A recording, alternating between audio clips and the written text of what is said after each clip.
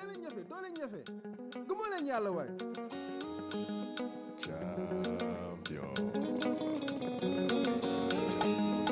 in the making. Never thought about how long the dream would take when your confidence is breaking and you're fighting not to give in to temptation.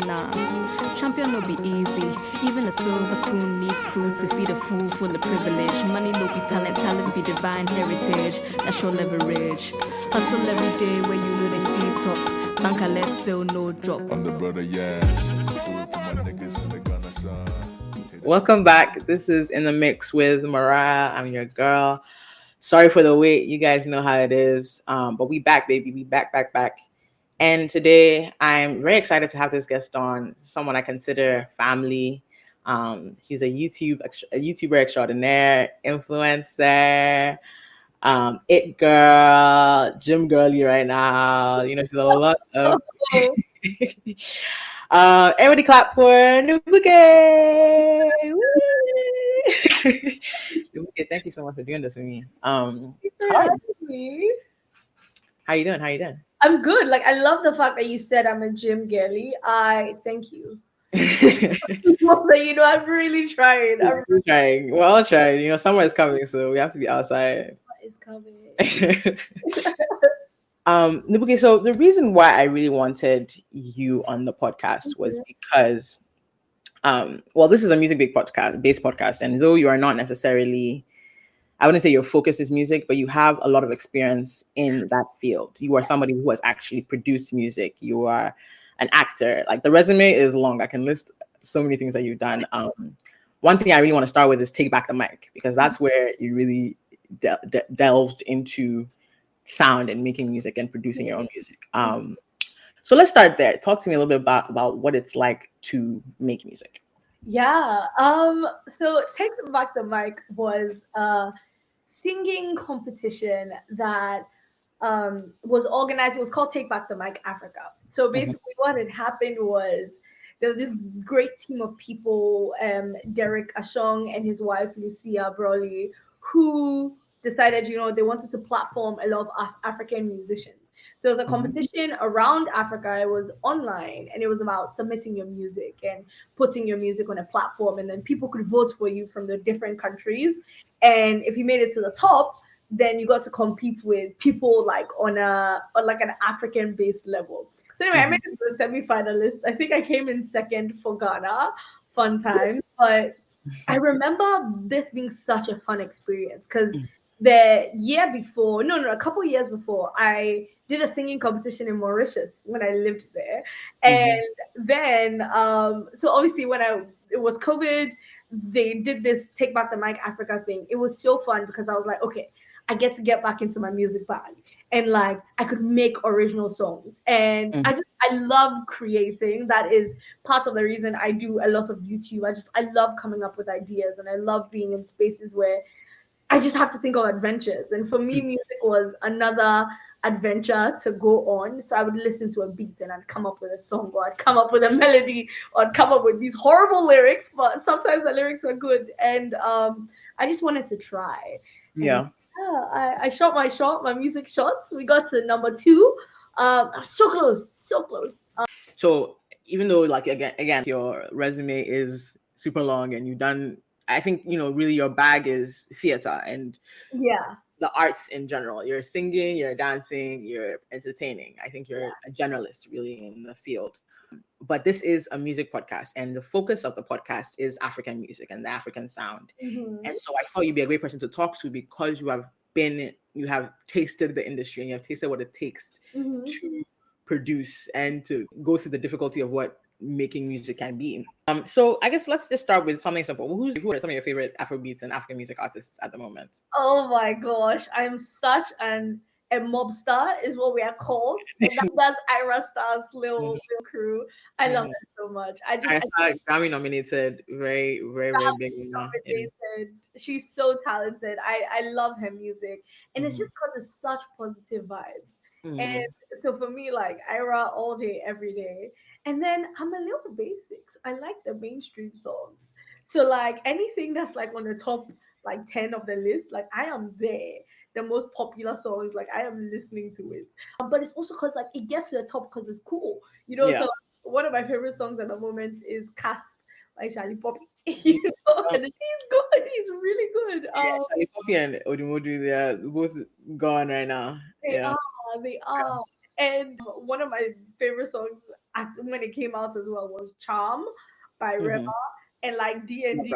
Like the chances that everybody else likes the song and I like it are like I am that girl. Like I don't have any special taste. Like I like what everybody likes. Okay. I mean, now I'm gonna call you out. This is one thing that I in the last episode, people really one person complained, and I really thought about that. You haven't mentioned any Ghanaian artists, and why is that? I see. You see, that's a problem. I literally just said I'm as basic as everybody else in the world, and it's because there's not that many Ghanaian artists at the top, and so like when they get to the top is when like they're front and center of my mind. Not to say that they're not front and center of my mind. So like I listen to KiDi, King Promise, and who else do I listen to from Ghana that I really like? Why are those? See, I'm blanking. I mean, obviously, there's Amare, my girl over here. But Amare, like she's very niche as well. You know, so like, again, like I know the popular songs. Yeah. And so and then I listen to Asi. She's like she does like more R&B-ish type music, and she's Ghanaian. So there we go. I listen to Asi. I don't really blame you for that. I think that's the difficulty with Afrobeats in general, and this is part of the reason why we started this podcast, because it's so hard to sort of pin down. I will say, like Ghanaian artists in general, a lot of them are niche. Like I don't know how much we're really making Afrobeats in terms of sort of the way that most people think about it. You know, I think Afrobeats is the way we think about it in general is it's very Nigerian, but Ghanaian music is very dynamic, very niche. We're doing a lot of different things. I think we experiment a lot more. Personally, that's my personal opinion. And just the reason why we're where we are today in Afrobeats, I think, you know, there's a long history. We can go all the way back to Fela Kuti and say that, okay, that's where the word came from, Afrobeats. And then, you know, there's high life and hip life, and that's kind of blended with some of Nigerian local music, some Fuji music, Zanku music, all these things sort of boiled down. And, you know, at the basis of that is hip hop. All these things sort of boiled down to create what we know as Afrobeats today.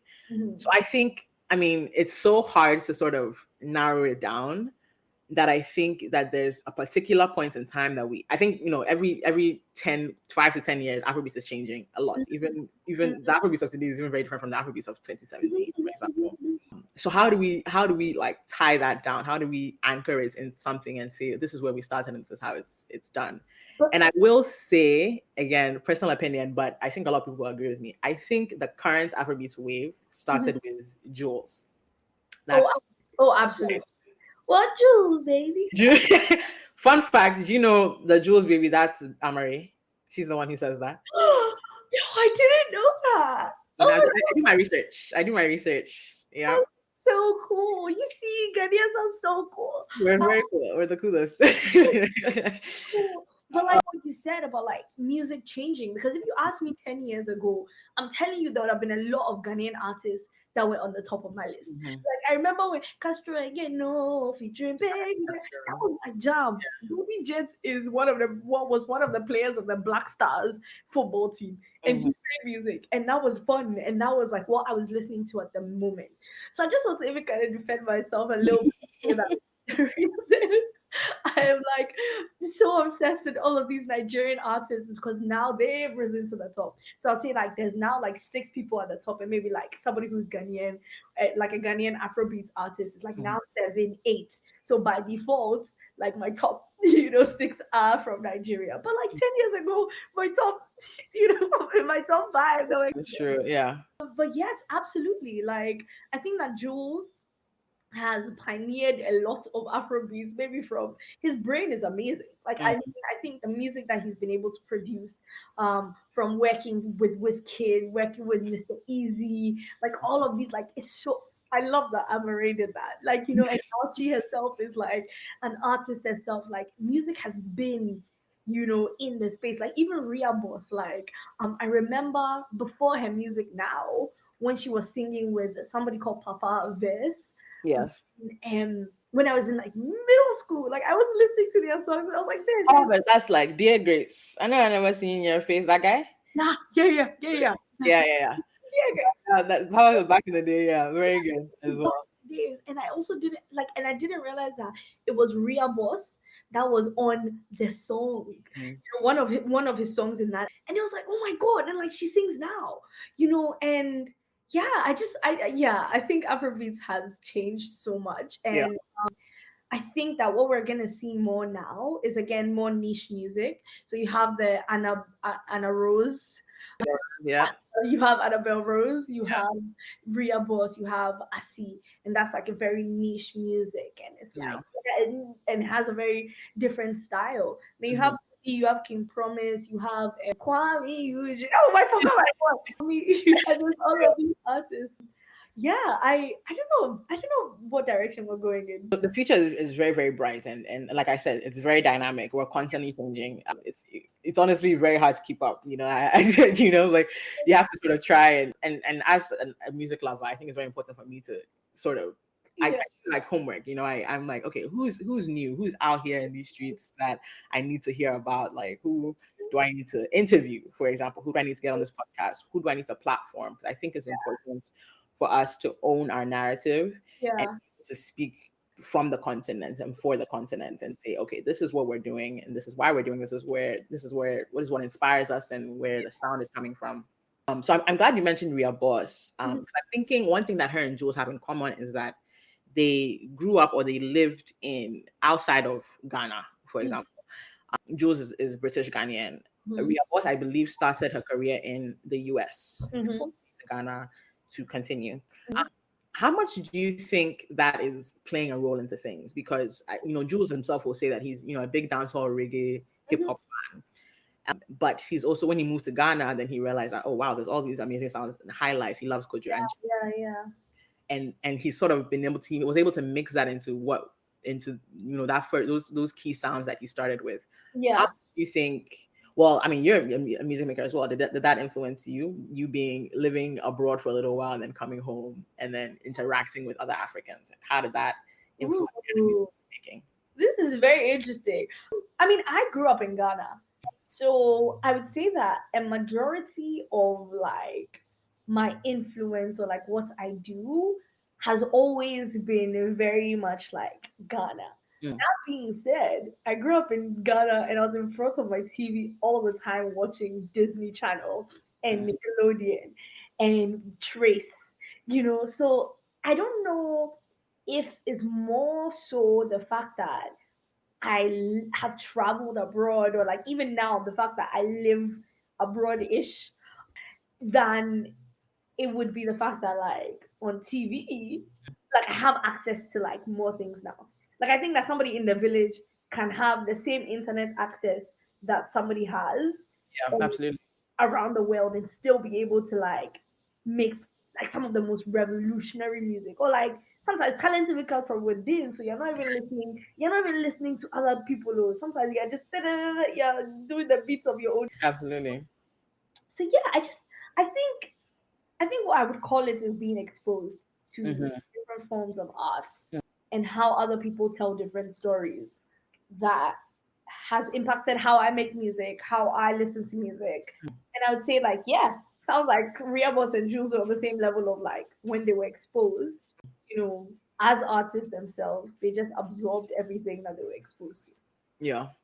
I feel like people that don't grow up in Africa don't realize how much content we receive from outside of the continent, like so much. And throughout, I mean, everything that happens here happens abroad is happening in Africa at the same time, because it's like we're seeing the influence, and so we're like, oh, I like this. How do I make this Ghanaian? How do I make this Nigerian? How do I make this Ivorian? Yeah, I was gonna say my American accent was developed in Ghana. Literally from Hannah Montana, Eazi. So I think a lot of people don't recognize that it's that influence. There's no way to sort of close the door because it's always back and forth. Even we can go all the way back to slavery, colonialism.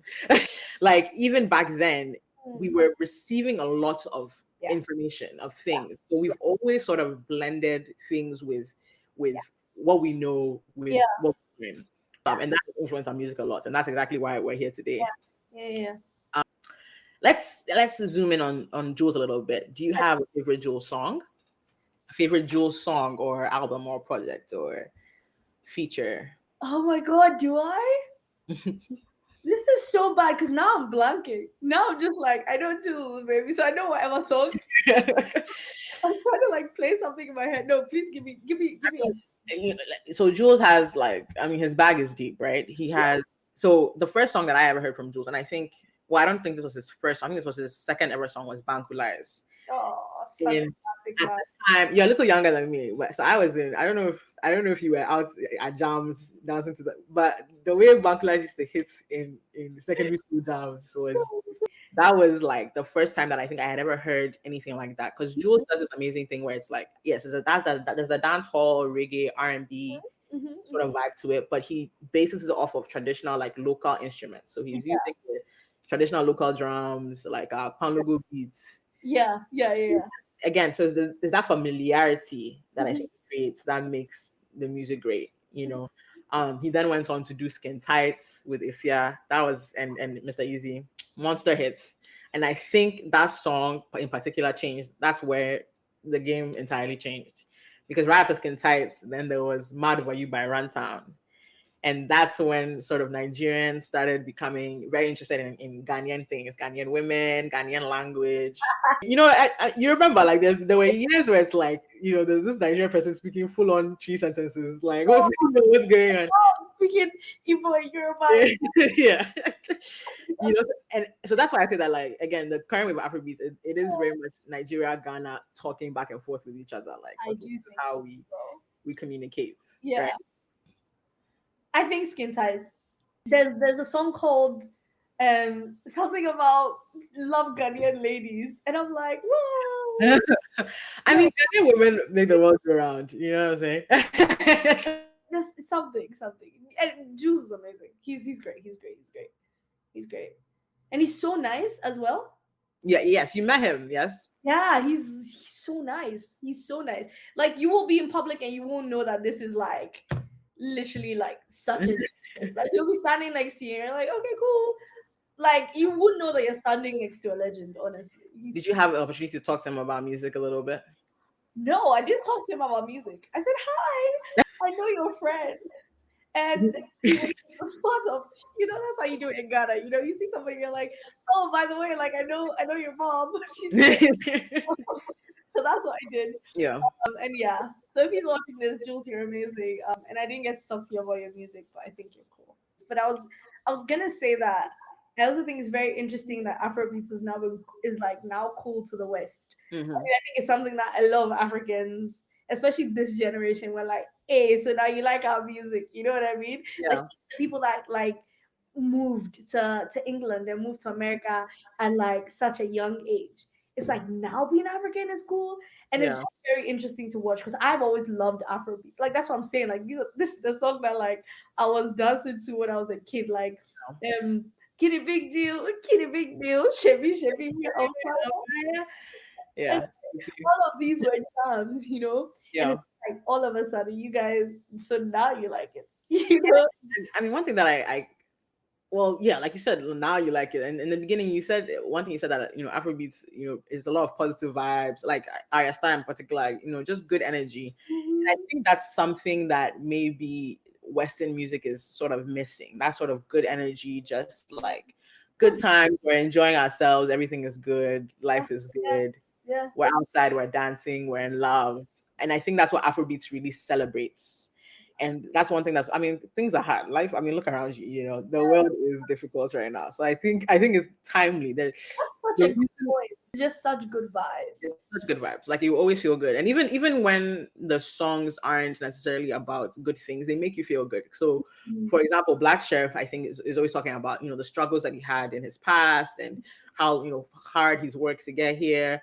Omale is always talking about he's depressed and stuff like that. But even then, it's like, even those songs we're still dancing to, we're still like, you know, because even in our sadness, even in our difficult times, we celebrate, you know, because what can you do? You're here, you're alive. You might as well make the most of it. Celebrate. That's the message of African music in general, and it's going crazy. So I think it's a combination of, first of all, being African is cool now. Everyone is looking for ways to feel good and good vibes. TikTok as well. People being proud to be African. That good vibe, collaboration. It's been a perfect mixture for Afrobeats right now. Yeah. And this is why the timing is 100% perfect. Like, this is our time, and our time is now, and we have to take that by the gears, right?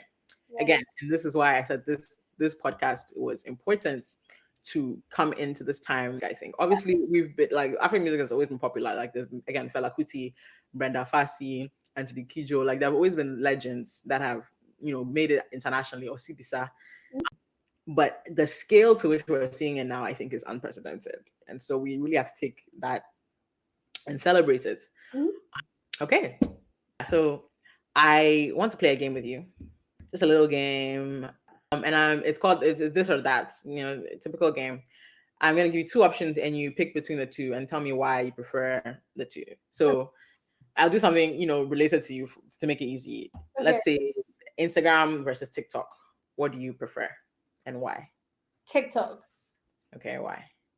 Because TikTok gives you more of a chance to be so silly without repercussions. I think my Instagram and my TikTok audience are just very different. Like, I think my TikTok audience are just there to see me like picking my nose, and my Instagram is like, can you at least brush your hair or something like that? Okay, and so because you're a theater girl, I'm gonna do Broadway shows. So actually, this is where you're gonna see how bad my Broadway knowledge is. Okay, no, but these are the big stuff, because even me, I wouldn't say I have great Broadway knowledge. The questions are not that deep. Let's say Lion King, the show, or Hamilton. No, you see, that's not fair. That's not fair. Because my school did Lion King the Broadway. My high school did it. So I have a special attachment to Lion King the Broadway. But Hamilton songs slap. But I'm sorry, I'm a Lion King. I mean, like, they're both great shows, right? Like, you can't. It's a tough choice. I'll give you that. Again, in the Broadway world, let's say Lin-Manuel Miranda or Leslie Odom Jr. Lin-Manuel, because he wrote Moana. Fair enough. That's a genius right there. Staying within Broadway, just one more. Cynthia Erivo or Cynthia. I shouldn't say anybody else. I was going to say Renee Elise Goldsberry was the other option, but yeah. Okay. Now let's get into more music. So we talked about this a little bit. King Promise or KiDi? KiDi. Okay, why? Because I think KiDi writes more love songs. Because I have a special beef with King Promise that he doesn't know about. He did that was so good. It's like, in love again, need to come up. And it was such a good song. Everything made sense. Up until the part where he's like, baby girl, turn that thing, let me slap that thing for me, or something like that. He's talking about like girl's bum. And I'm just like, I mean, some people like that. Such a good love song. You didn't have to add the fact that like all of like it was so. I'm looking for these lyrics. I'm so sorry. This is such a bad. I feel like KiDi has lyrics like that too, though. I feel like KiDi sticks on theme. He sticks on theme. Hooking up with a girl. It's from A to Z is hooking up with a girl. I was with King Promise for his heart's break. And he just throws in the line of like, turn around and let me smack that thing for you. I mean, you're very strict because I feel like African artists rarely ever stick to theme, to be honest. Well, this one was a good song to like. So KiDi, okay, King Promise, I can fight you for that, honestly. Okay, Black Sherif or Black Sherif. Oh, you don't want to let me land. I was gonna say Kwesi Arthur, but Black Sherif. Sherif. Okay, fair enough. Why? Tell me why. He's so cool. So I haven't met Kwesi Arthur in person. Yes, you met Black Sherif. Talk a little bit about that. He seems like such a sweet person. I love him. Lovely. He's so lovely. Yeah. I mean, it was just like how I ended up meeting him. That was just so iconic. and it was because he followed me on Instagram. Okay. And I think I saw it by mistake because I don't know how I saw it, but I'm like, I don't understand what's going on. Like, why would, like, this is the most random thing like in the world. By that time, I mean, okay, why are you surprised? Because you will go to a random village and then someone will say, "Oh, I've seen you on YouTube." Like, yeah, girl, you're big. So right, you were so yeah. But it was so random because by that time the only song I knew was like who never has it here, and I'm just like, okay, but this anyway. So he follows me and I'm just like, this is crazy. Mhm, So it's like I sat with it for like, I followed him back because I wasn't even following him. So I sat mhm. with it for like 4 days and I'm just like, I actually cannot do this. I need to find out why this guy followed me because this is the most random thing in the world. Like, it's just random. I'm just like, so I messaged him. I'm just like, okay, so why did you follow me? I said it nicer. And I'm like, please say it's because I'm funny. It'll boost my ego. Because Mhm. I also thought, how can you just message somebody and say, why do you follow me? Why do you want that essay? That's a little bit cocky, isn't it? Right. Like, because I'm funny. And he said, it's because you're funny. And I was like, yes. And so, yeah. And then, and then I saw him when he performed for Wireless in Mhm, July. And mhm. that was really nice, like how he held the stage presence. And so when I had the opportunity to kind of pick through artists for Afrofuture. They YouTube was like, who do you want to interview? And they gave me options. And I was like, Black Sherry. And they were like, yeah, let's make it happen. And then That's I good. interview him. Then he was amazing. So he's smart. But it was But a short video. Is there something you were holding back from us? was there something? There might be more in the future. I guess we'll see. We'll see. Okay. Love it. Yeah, Black Sherif is an amazing artist, and I mean, I think his trajectory is really amazing, and this is what the value of artist development really is. And I think that's something you can speak to because in doing Take Back the Mic, they really trained you. They showed you how to use the equipment. They showed you how to, and you've been in theater school, so you already have the voice training. You know what to do. You have, I believe, you have a voice coach and all those things. Right? I need to call her. I haven't called her. And I think that's one thing that's difficult for the African music industry. I mean, it's all about music is all about investment. In fact, art in general, in order to make good art, it just needs good investments. People are talented and they have ideas. They just need that support to be able to put their stuff out Yeah, yeah. there. I And think it's difficult to do that. yeah, because I definitely credit a lot of my space to be a good creative and an artist to like even where I went to high school. Like in everything that we do, there's music. And, we're always, even if it's just drumming on a table, there's always some sort of rhythm. I think about even the fishermen of, in Ghana and in around the beach. When you're pulling the fish, there's always a song. Yeah, You know what I mean? it It's helps. very we're very musically inclined, and there's a great Netflix documentary. I think it's more focused on Nigerian music's It's the Afrobeat one. the Afrobeats documentary. It's good, but I think if we focus more on Nigeria, but they do talk about the Pamlogo beats from Ghana, Mm. which is a Ghana rhythm with our local And drum. they made us do it in school. So Right. like I was in middle school, they made us do balo, balo, balo, ligi, ligi. Yeah. Exactly.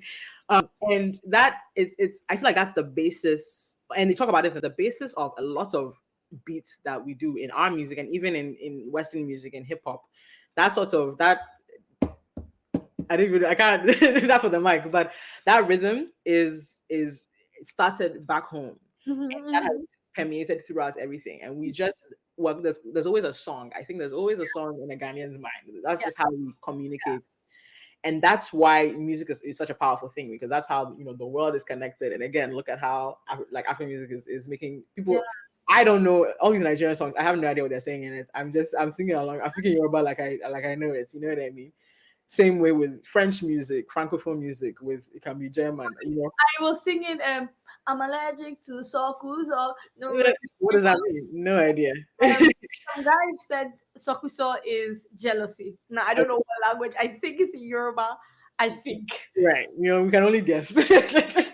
We have to ask your Nigerian friends if that's what I have to ask my Nigerian friends, but Yeah. also even think of it from the perspective of like, look at all the tree songs or like the Ga songs that like I know and it's like Yeah. I don't even understand Ga. Yeah. You know what I mean? But I know some words. You feel the spirit. Like you just know that this is a good vibe and I'm enjoying it. Igbo can like be singing straight in Yoruba, and it's just like, but I'm not even Yoruba, like I'm Igbo. You know, you could be from anywhere, and music gives you access to different. Absolutely. And okay, thank you honestly for this conversation. Really, really amazing. I appreciate your support in co-hosting this episode. We talked a little bit about afrobeats, about Juls, about pushing the language barrier, some of your favorite artists, and hopefully some of those people that we talked about I will have on the podcast so that we can talk about again what the industry is like and how they're pushing their name and their talent. You're the professional at this, so I want you to close out the episode. You know, the whole like, share, subscribe, do it from. Yes, thank you so much, everybody, for watching. We love to platform African artists. We love to platform Black artists. We love to platform artists in the world. So make sure that you're liking, subscribing. Make sure that you're following Mariah for anything that she has, because I know that it just gets better from here. Absolutely. The Instagram, TikTok, Twitter page is in the Mix Poddy, Poddy. Follow, like, share, subscribe to our YouTube. Come on, yellow.